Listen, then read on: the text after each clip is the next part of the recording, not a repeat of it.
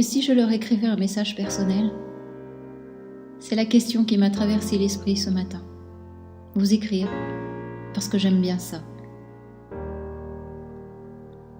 Je me suis demandé ce que je pourrais bien vous raconter, et bien entendu, une foule de choses m'a envahi.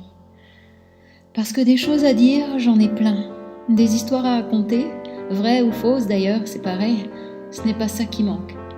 C'est sans doute pour ça que ces 2 dernières années, j'ai beaucoup écrit. Des nouvelles, un roman, un texte de chanson, un sketch. J'ai d'autres commandes en cours, mais je ne parviens pas à m'y accrocher, tant je suis obnubilée par une seule et unique chose, la publication de mon premier roman, Victoire. Je vais vous en donner des nouvelles. Les choses avancent bien, j'espère que vous n'en doutez pas.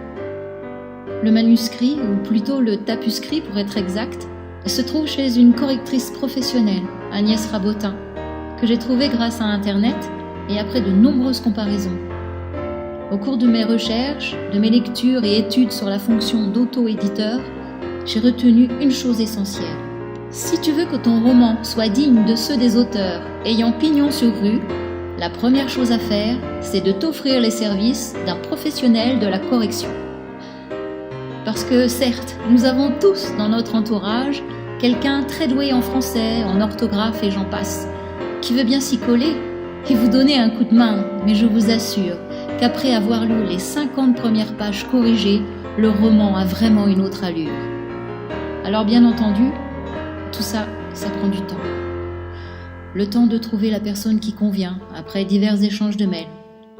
Le temps que cette personne termine ses corrections en cours, et enfin, c'est à votre tour.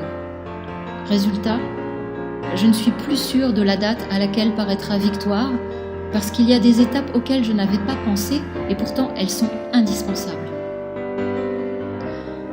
C'est pourquoi je vous annonce que l'échéance est repoussée à une date ultérieure. Je ne précise pas, pour éviter les déceptions ou frustrations supplémentaires, même si en l'état, c'est bien moi la plus frustrée. Mais je tiens à ce que cette publication soit faite comme il se doit, et j'ai besoin de plus de temps pour ça. L'auto-édition ne consiste pas seulement à cliquer sur quelques boutons, c'est plus complexe, vous vous en doutez.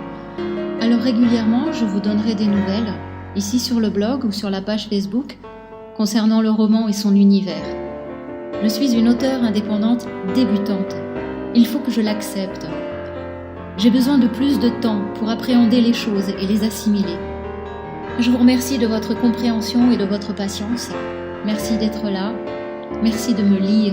Je vous embrasse.